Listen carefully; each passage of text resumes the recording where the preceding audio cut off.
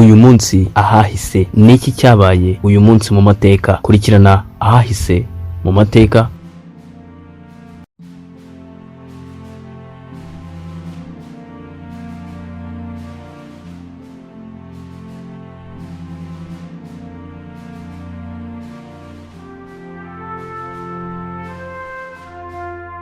Uyu munsi turi kuwa gatatu ni tariki 9 Werurwe umwaka wa 2022. Ni umunsi wa 68 w'umwaka wa 2022.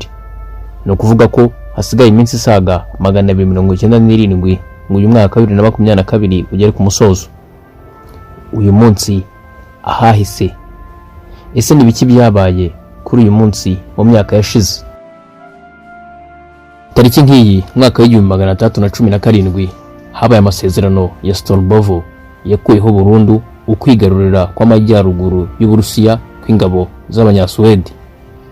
Tariki nk'iyi mwaka wa 1734 ingabo z'Uburusiya zigaruriye agace ka Danzig ubu kitwa Gdansk mu gihugu cya Pologne. Tariki nk'iyi mwaka wa 1796 Napoleon Bonaparte yashyingiranwe na Josephine de Barenas i Paris.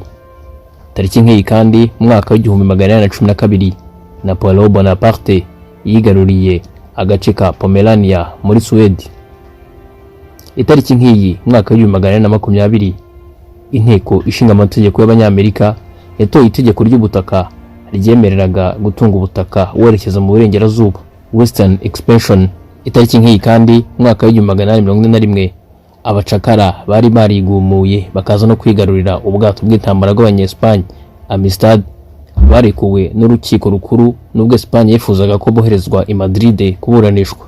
Itariki nk'iyi mwaka wa 1834 General Ulysses Grant yagezwe umugaba mukuru w'ingabo za Amerika zari zishyize hamwe zirwanya Amerika y'Amajyepfo abigirwa na Perezida Abraham Lincoln. Itariki nk'iyi kandi mu mwaka wa 1911 hatanzwe amafaranga yo kongera ubwato bw'intambara muri Minisiteri y'Ingabo y'Abongereza. Itariki nk'iyi mwaka wa 1915 ingabo z'Abadage zigaruriye agace ka Grodno mu ntambara ya mbere y'isi yose. Itariki nk'iyi mwaka wa 1916 ibandi ryakomokaga muri Mexique ryayoboye abatwazi b'amafarasi bagera ku 500 batera agace ka Columbus muri leta ya New Mexico, bica abasirikare b'Abanyamerika 17 ndetse n'abasivile benshi.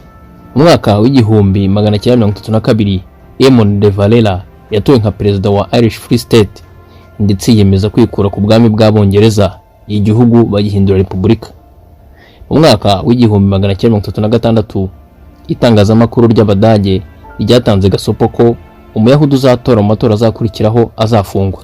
Itariki nk'iyi mu mwaka wa 1939 perezida w'Abacek yitwaga Emil Hasha yakuyeho Joseph Tiso wari ushyigikiye Abadage kugira ngo abashe gusigasira ubumwe bw'Abacek ndetse n'Abanyaslovakia.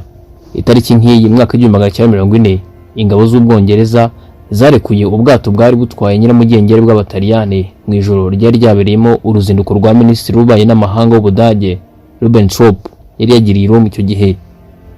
Mu mwaka wa 1956 Ubwongereza bwafashe ndetse bunohereza Archbishop Macarius ukomokaga muri Chypre, akaba yarashinjwaga gushyigikira iterabwoba. Mu mwaka wa 1957 perezida wa Misiri Nasser yanze icyemezo cya ONU cyasabaga Misiri kwemera ikoreshwa rusange ry'umuyoboro wa Suez.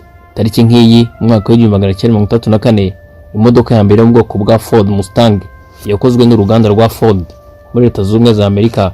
Tariki nk'iyi kandi mwaka wa 1937 Svetlana Aliyev umukobwa wa Joseph Stalin wahoze ayobora Leta Zunze Ubumwe z'Abasoviet yatorokeye muri Leta Zunze Ubumwe za Amerika. Itariki nk'iyi kandi mwaka wa 1938 General William Westmoreland yasabye izindi ngabo zigera ku 206 muri Vietnam kubera urugamba rwari rumaze gukomera. Itariki nk'iyi kandi mwaka wa 1975 igihugu cya Iraq cyashoje igitero simusiga ku bakorde bari barigumuye ku butegetsi. Ese ni bande bakomeye bavutse tariki 9 Werurwe umwaka uwo ari wo wose? Mu bantu bavutse bazwi kuri uyu munsi harimo Amerigo Vespucci. Amerigo Vespucci yari umuvumbuzi ndetse n'umukerarugendo w'Umutaliyani. yavutse tariki nk'iyi mu mwaka w'1851, avukira mu mujyi wa Florence mu gihugu cy'Ubutaliyani. Uyu mugabo nubwo atari wavumbuye umugabane wa Amerika, ariko izina rye n'ubundi risa nk'aho ryo ryakomotseho uwo mugabane, babyita Amerika. Tariki nk'iyi kandi havutse Leland Stanford. Uyu yari umwubatsi wubakaga imihanda ya gari ya moshi, railroad builder, ndetse niwe washinze kaminuza izwi cyane yitwa Stanford University. Tariki nk'iyi mu mwaka w'1890 havutse Vyacheslav Molotov. Uyu Molotov yigeze kuba minisitiri w'intebe wa Leta Zunze Ubumwe z'Abasovieti.